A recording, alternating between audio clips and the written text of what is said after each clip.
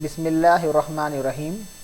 इन page के सबक number 21 में हम मालूम करेंगे फ़ाइल मेन्यू की तफसीलात। इन पेज खोलने के बाद ये है file menu, edit, view, format, अलग अलग मेन्यूज़ हैं। तो फ़ाइल मेन्यू में सबसे पहले आता है न्यू पर क्लिक करने से एक नया सफ़ा खुलने का डायलॉग बॉक्स आ जाता है। इसमें जो तफसीलात हैं उसको हम पहले ही मालूम कर चुके हैं। न्यू के बाद में है ओपन, इसका शॉर्टकट कंट्रोल ओ है। ओपन दबाने से पुराने फाइल इसमें हम लोग खोल सकते हैं। यहाँ पर इसका ख्याल रखा जाता है कि फ़ाइल हमने जहाँ सेव की होगी वो वहीं से खुलेगी। मिसाल के तौर पर मैंने कोई फ़ाइल सेव की हो अगर डी में, और डी में उसके बाद अंसारी न्यू में, तो ये फ़ाइल यहीं पर मौजूद रहेगी, उसको वहीं से हम खोल सकते हैं। तो कंट्रोल ओ दबाकर पुरानी फ़ाइल को खोला जाता है। इसमें फ़ाइल नेम और फाइल कहाँ सेव की गई है उसको ख्याल रखना होता है। इसके बाद में है क्लोज़ से इन पेज का सॉफ्टवेयर बंद नहीं होता, सिर्फ ये फ़ाइल बंद होती है। मैं भी करके दिखा रहा हूँ। देखिए इन पेज का सॉफ्टवेयर खुला हुआ है और सिर्फ फाइल क्लोज हो गई है, इसे बोलेंगे क्लोज। इसके नीचे है सेव, जो भी हम लोग टाइप करना है टाइप कर दिए। अब हमको अगर फाइल सेव करना हो तो जब तक हम लोग फाइल सेव नहीं करेंगे उस वक्त तक लिखी हुई चीज़ कंप्यूटर में महफूज नहीं होती है। यहाँ लिखना हो गया तो इसका मतलब ये नहीं है कि ये कंप्यूटर में आ भी गया करके, बल्कि जब तक हम फाइल को सेव नहीं करेंगे तब तक ये लिखा हुए अल्फाज सेव महफूज नहीं होते हैं। तो कंट्रोल एस दबाओ, यहाँ पर सेव पे क्लिक करो, यह आ गया सेव का ऑप्शन। सेव में दो बातों का ख्याल रखा जाता है, फ़ाइल कहाँ सेव की जा रही है और किस नाम से सेव की जा रही है। मतलब मुझे इस फाइल को सेव करना हो डेस्कटॉप में, तो मैं यहाँ लेके आऊँगा डेस्कटॉप और यहाँ पर क्लिक करूँगा मैं, और यहाँ लिखूँगा फ़ाइल का नेम। मैं लिख रहा हूँ 1 2 3। तो ये फ़ाइल जिसमें बिस्मिल्लाह लिखा हुआ है 1 2 3 के नाम से डेस्कटॉप में सेव हो जाएगी। ये हो गया सेव। इसके बाद में है सेव एज़।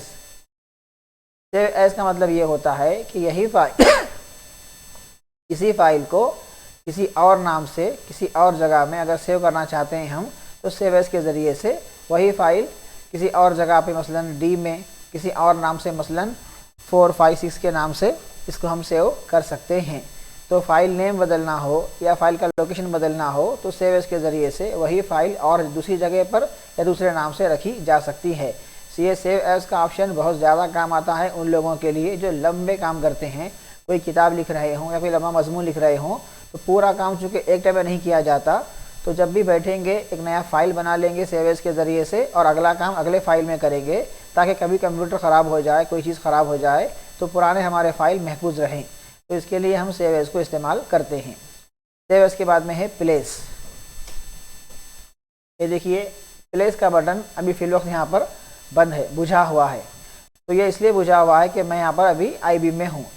अगर प्लेस में मुझे काम करना हो तो पहले मुझे जाना चाहिए एरो टूल में, यहाँ क्लिक किए, उसके बाद में ये है प्लेस, अब ये खुलकर आ गया है। इस पर क्लिक करने से हम कोई भी इमेज को अपनी असली शक्ल में यानी अपनी असली साइज़ में यहाँ पर ले सकते हैं। मिसाल के तौर पर मेरे पास इमेजेस यहाँ पर हैं, पिक्चर्स, और यहाँ पर एक पिक्चर है, इसको मैं ओपन दबा रहा हूँ तो ये इमेज जिस साइज़ में है उसी साइज़ में इन पेज में आ जाएगी।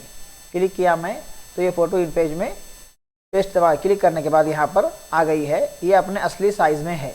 इसके बगैर अगर इस तरह करे बगैर मैं कोई पिक्चर बॉक्स लेता हूँ और पिक्चर बॉक्स लेकर उसमें फिर इंपोर्ट करता हूँ पिक्चर को, फ़ोटो तभी भी आ जाती है लेकिन ये अपने असली साइज़ में नहीं है। देखिए छोटी हो गई है, 23 आ गया है बजाय 100 के।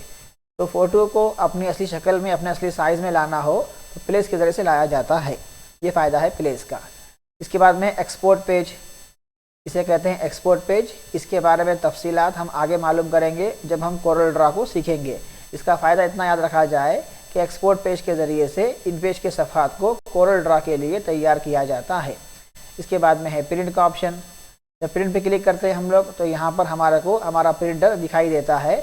अगर 2-4 प्रिंटर हों तो जिस प्रिंटर को हम भेजना चाहते हैं प्रिंट, उसको हम लोग यहाँ पर सेलेक्ट कर लेते हैं। प्रॉपर्टीज़ है यहाँ पर, पेज का साइज़ कैसा हो, A4 हो, पेज खड़ा हो या चौड़ा हो, लैंडस्केप हो, और आगे पीछे प्रिंट आ जाए या एक ही तरफ प्रिंट आए, इन सब चीज़ों को यहाँ से तय किया जाता है। ये चीज़ें उसी वक्त काम करेंगी जबकि प्रिंटर लगा हुआ होगा। जिस कंप्यूटर में प्रिंटर नहीं है वहाँ ये सब चीज़ें आएंगी भी नहीं और कुछ काम करेंगी भी नहीं। तो प्रिंट के बाद में अगला ऑप्शन है एग्ज़िट। एग्ज़िट पर क्लिक करने से इन पेज का सॉफ्टवेयर ही बंद हो जाता है। यही फ़र्क है एग्ज़िट में और क्लोज़ में। क्लोज़ में इन पेज की फ़ाइल बंद होती है, सॉफ्टवेयर खुला रहता है, और एग्ज़िट में इन पेज का सॉफ्टवेयर ही पूरा बंद हो जाता है। बीच में चीज़ रह गई है सेव एज PDF।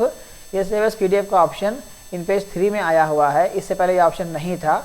इसका फ़ायदा ये है कि लिखी हुई चीज़ को हम लोग एज ए PDF फाइल के फॉर्मेट में सेव कर सकते हैं। उसके लिए यहाँ क्लिक करेंगे 3 नुक्तों पर, फिर वही काम करना है कि फ़ाइल कहाँ सेव हो और किस नाम से सेव हो उसको हम तय कर लें, तो ये हमारी फ़ाइल PDF बनकर उस नाम से सेव उस जगह पर हो जाएगी।